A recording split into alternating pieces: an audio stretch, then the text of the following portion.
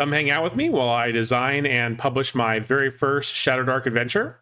And if you've ever wanted to publish an adventure of your own, hopefully you can benefit from some of the insights and resources I gather along the way.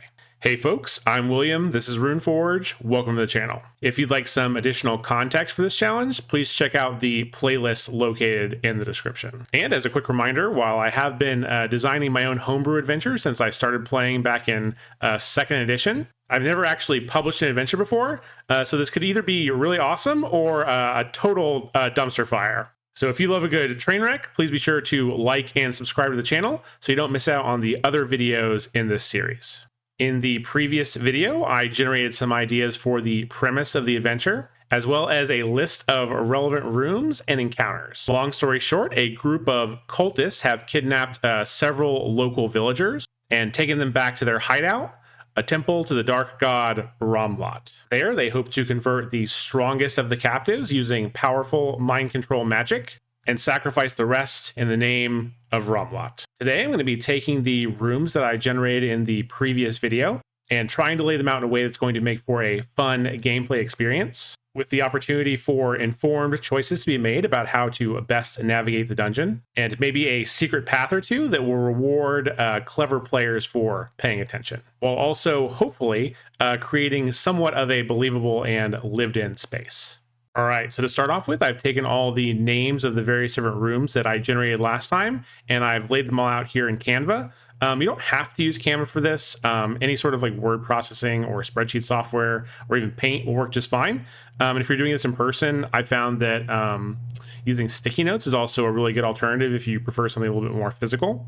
But basically, you just want to create a situation where you can move these various different rooms around relatively quickly and easily, because we're probably going to be doing a lot of rearranging in order to try to find the ideal layout for the dungeon. So now that I've gotten all of the names here into Canva, I'm basically just going to start with the ones that I have a pretty good idea of where I want them to go. And then we'll arrange the other ones around those in a way that hopefully makes some sense. All right, so I'm kind of imagining the space where the PCs are probably going to be traveling from west to east, with the western side of the temple being things that are probably less important to the cultists overall, and they're like kind of high value stuff is going to be further to the east.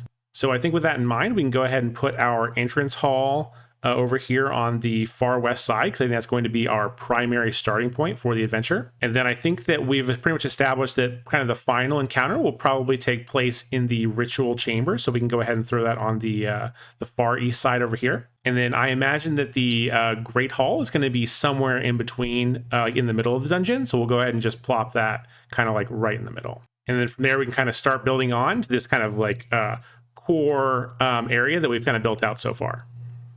All right, so the next one we have on here is the treasure room, and I think I definitely want this to be towards the end of the dungeon, so probably either, maybe it would be even just to the east of the ritual chamber, or maybe somewhere down here. For now, we'll just put it a little bit further over to the east. A back exit is also going to be on the east side over here somewhere. I think that's probably going to connect to the treasure room at some point, so we'll just put it down there for now. Let's see, what else can we establish about this? The cult leaders' chambers are probably also going to be kind of on the further east side, so maybe we'll put them down here. And I've just now realized that my camera is probably clipping this, so we're going to move this up just a little bit. Okay. All right. The barracks and the kennels. Now, these are ones I think are probably going to be a little bit more on the west side of things. I don't think that the cult leaders very highly value their kind of foot soldiers and their animals. So I think we're going to put those kind of on the west side. So we'll just throw like the kennels down here, the barracks here. That seems like fine for now. The spider cave is going to be our kind of like secondary entrance. I'm not ready to place that just yet, so we'll move that off to the side. The champions' quarters are probably going to be on the western side or maybe somewhere in the middle. I'm not sure if they're going to be like here. That might make sense, or maybe like somewhere around this area. I'm not sure. We'll just keep them there for right now. The training grounds are probably going to be somewhere near the barracks. I think between the barracks and the champions' quarters makes a lot of sense to me. So I think that is where we can put that for right now. Now, we are missing a little bit down here on the south side, like the kind of the southwest or middle west side. So let's see what we can put down there. So the kitchen kind of makes sense. Say that could be The kitchen needs to be near the Great Hall for sure, because I mean that makes sense. They're like delivering food to be feasted on and stuff. So we can put that near the Great Hall, and then let's see, the torture chambers and the dungeons. I'm not sure yet whether I want to keep this kind of on the western side of things or on the east. You know, I think for right now, since we've kind of got this kind of blank area down here, we can start off by maybe putting the torture chamber here, and then maybe having the dungeons come off of it in some way. So maybe we can do something like this. All right, so I think this is actually looking pretty reasonable for a first pass. So our PCs would be coming in probably through the entrance hall. They'd have an option to go to either the barracks or the kennels. Let's actually draw some lines here. So I'm imagining hallways going like this. Maybe they do have the option of going directly into the Great Hall. Maybe we'll see about that. I think that the barracks is probably going to need a connection to the training grounds, because that's probably going to be a very frequently traveled path by the cultists. And then I imagine the champions' quarters would also be connected to the training grounds, so we can go ahead and add a connection there. I think it's reasonable that the kennels and the kitchen would be connected, because you're going to have to be taking food to the animals on a pretty regular basis. And then I definitely think like most things are going to kind of feed into the Great Hall. So maybe something like this. And obviously this is not like this is pretty much an abstract representation of the map overall. Like it doesn't have to be this kind of linear and straightforward, but just for the purposes of kind of trying to figure out what the space looks like on kind of a higher general level, I think this is a fine place to start. I don't know if I guess the kitchen would probably be connected to the dungeons maybe, because you're also probably gonna be having to take food to prisoners. We'll have to figure out more of what that looks like later. But this looks reasonable to me.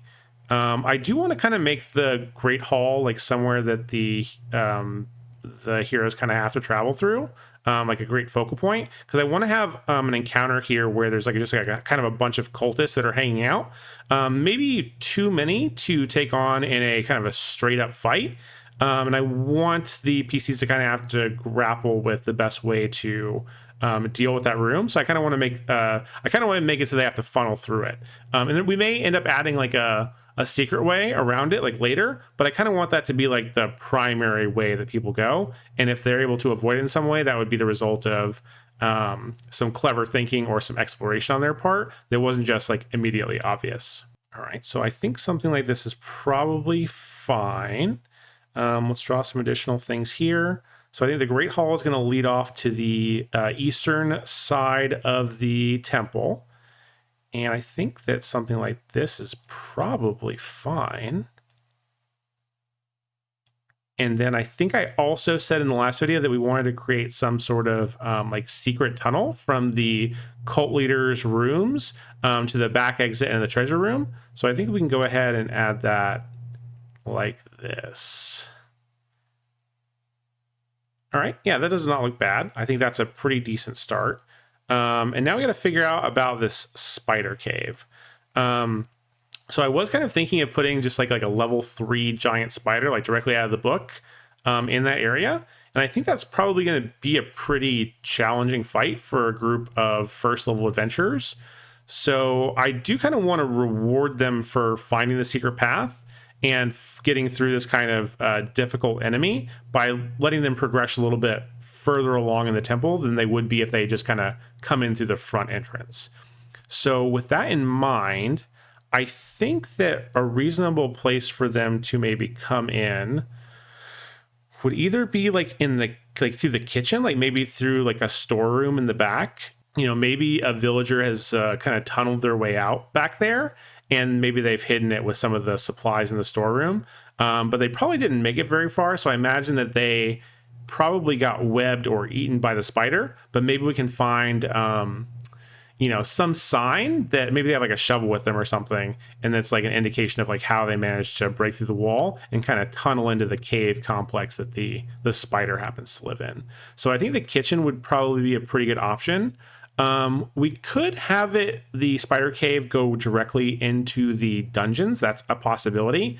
I think that might be a little bit too far along and might have them skipping, a few too many encounters.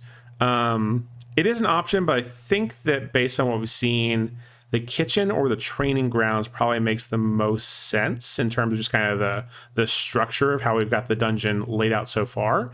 And I think kind of thematically, I think it makes more sense for the spider cave to kind of bump up against the storeroom of a kitchen rather than like the training grounds. I don't know why prisoners would be unattended in the training ground area, but I could definitely see them being unattended in kind of like the storeroom or the kitchen area. Maybe they're being forced into the food service process in some way. So I think that just kind of makes the most sense for me. So this is fine. We can put the spider cave here maybe. And then we can draw, I guess I'm not sure if this is really secret or not, but I guess this part would be secret. And then maybe something like this. Something like that. Yep, cool. And I know this looks a little bit messy, but it's really not important that it looks super clean at this point. Really, this is just like a conceptual map so that we kind of get an understanding of the space that we're working with. All right, so I've taken a couple minutes just to kind of sit down and think through like how I feel about this first draft of the map, like of the dungeon layout. And I don't hate it, but I am looking at this now and I'm thinking this is an awful lot of rooms for a group to be expected to go through in a single session, which is one of the core design goals that we laid out for earlier in this challenge. Again, check out those videos down in the description if you want to know more about that. So I think that we're going to go ahead and try to prune some of these down, hopefully without getting rid of too many of the fun or cool elements. So give me just a couple minutes and I'll be back with some thoughts on how I might want to do that. All right, so I've taken a little bit of time to think through like how this would work out and through the course of play and which areas might be able to be removed without overly impacting the overall flow of the dungeon. And as much as it saddens me to do, I did decide to get rid of the spider's cave, which is a little bit of a shame because I was kind of hoping to get some sort of like alternate entrance in here. But just thinking about the rooms that we had available and how they might play into the overall structure, the spider cave is the one that is like least connected to the others, kind of like in a thematic sense. And I don't know how much that we actually lose out by cutting it out. I know some hardcore fans of more of like a J-Quays style of dungeon with multiple entrances, maybe a little bit upset about getting rid of that. But I think that especially for a dungeon that's kind of designed as a starter or newbie experience, while it would be cool to have an alternate way in, I don't think it's crucial to the success of the overall design. So we got rid of the spider cave, and then I did actually end up removing the champions quarters as well. That's where the training grounds is now. My thought process for that was that I think that we could probably kind of meld that feeling of room into the barracks and training grounds. Like between those two areas, I think that we can get an experience that is similar to what we were going to get in the champions quarters, but with just fewer rooms available to us. So I think this is okay. And then I've also decided to move the torture chamber, which I've renamed the Halls of Pain, and the dungeon further to the east side of the temple. Because this is basically one of the core objectives of the PCs as they're coming to the temple. Like basically their primary mission is to either rescue these villagers who've been kidnapped, or if they're a little bit less noble, maybe they're just going for the treasure at the in the dark altar over here. But because that's one of the core objectives, I wanted to move it further east in the temple. And I also kind of liked what it did to the western part of the temple as well. We now have this very clear division of kind of east versus west. And that plays really nicely into the idea that I had in the previous video, where I think kind of like the low level cultists, like I don't know whether they're initiates or neophytes or something, they're kind of restricted to the western half of the temple, whereas like the higher level and cult leaders are able to go to the eastern side as well. And I think it just plays out more nicely from a starter experience perspective. Just kind of have a truncated western side of the temple. One thing that I am considering is maybe the training grounds needs to be swapped with the barracks. I think this could really go either way. I don't think that the cult values this kind of like low level cultists very highly. So in that regard, I think it does kind of make more sense to have them be closer to the entrance. But from like a security perspective, it might make more sense to have kind of like the training grounds closer to the entrance hall. I'm just not sure about how that's going to play out yet, but I think overall, I'll have to give it a little bit more thought about the specifics, but I think overall, I really like the way that this is kind of structured. So presumably they're going to become, well, they're definitely going to be coming into the Interstall now because we got rid of the spider cave. And then they kind of have a choice about where they want to go from there. You know, they can choose to go to the training grounds, the kennels, or the Great Hall. I think it's going to be really important in the adventure to kind of put some auditory cues for each of the various different hallways to give the players some indication of what they might expect to be facing in these various different areas. So like, let's just move it back for a second and say that if they're at the entrance hall and they might hear some snoring from the barracks because there's probably sleeping cultists there. They might hear like the sounds of kind of celebration happening in the Great Hall, like lots of voices being raised in celebration, which may be like a warning to them to maybe kind of steer clear of that area because there may be too many cultists in order to fight straight on. And then in the kennels, obviously, we'll probably have some barking. And we may also have like maybe a villager here as well, kind of being tormented by the cultists and their dogs. And so after they make a choice whether or not they want to kind of go, you know, north, south, or east, there's basically a couple different paths they can take from there. So if they go kind of the north side, they're going to go through the barracks to the training grounds. From there, they'll probably have the opportunity to pick up some of the higher level cultist robes, and they might be able to use that to make their way through the Great Hall without having to fight. Or if they go to the south side, they can go to the kennels or the kitchen, and or they'll go through the kennels and the kitchen. And in the kennels, maybe we can put something in there like some sort of like animal tranquilizer, and maybe they can use that tranquilizer to kind of doctor the food in the kitchen and maybe put all the cultists in the Great Hall to sleep. That would be kind of cool. Or maybe they just unleash the dogs that are being caged up in the kennels and they use them as some sort of distraction, again, so they can get by the Great Hall area without having to directly engage with the cultists. Or if they do decide to directly engage, they can fight alongside the dogs and the various different villagers that they've already managed to kind of release from captivity. And maybe that'll make it more of an even fight. So I like that. So it kind of this whole first kind of left western side here is going to culminate in some sort of confrontation or encounter in the Great Hall. And again, I think we've laid out a couple different ways that they can kind of get by that area, whether that be as disguised as cultists, using the dogs or villages that they've gotten to their advantage, or using the tranquilizer to put some of those guards to sleep. And then, of course, whatever other kind of crazy ideas they might have about how they want to make it through that room. But regardless, after they've made their way through the Great Hall, they're kind of entering into this more dangerous eastern area of the temple. And this is kind of where things are really going to spice up a little bit. So we've got the kind of the torture chamber up here leading into the dungeons, which is kind of their primary objective is to release the villagers from these dungeons. I think there's probably also someone, being tortured here by some sort of inquisitor or torturer. I'm not sure yet whether that's going to be a like kind of a rogue member of the cult who might be able to be some sort of ally for the PCs, or if it's maybe one of the villagers, maybe even the priest that we talked about in the previous video. That might be a good alternative as well. So after they kind of deal with the halls of pain in the dungeon and they've managed to get these villagers freed, the PCs really have a choice to make in terms of what they want to do next. Do they just want to kind of take what they've got and get out? Or do they want to try and risk going to the ritual chamber to free the, maybe like 3 to 5 other villagers that are currently in the active process of being mind controlled by the cult? So that's something they're going to have to contend with. And I think it would be kind of cool to have like an NPC in the dungeon, and maybe their spouse has been taken to the, to the ritual chamber to undergo the ritual, and they're going to be applying pressure to the PCs in order to get them to rescue their loved one. I think that would be a pretty cool idea.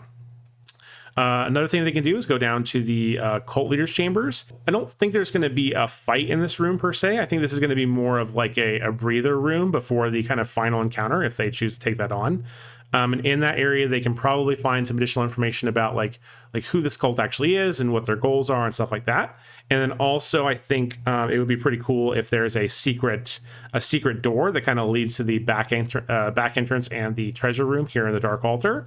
So they can bypass the ritual chamber altogether if they are okay kind of leaving those villagers to their fate.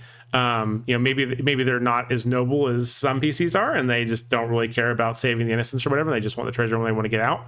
Or alternatively, maybe they really do want to save those villagers, but they're just too beat up from the various different fights they've encountered along the way, and they really just need to kind of cut their losses and take whatever villagers they can find and the treasure and just get out and maybe come back another time to deal with the remaining cultist threat, including the cult leader. But yeah, so I think I feel pretty good about that overall. I think this is a really solid first start for this mapping process. If you've enjoyed this video, please consider checking out my other Shadowdark related videos, which should be popping up on your screen right about now.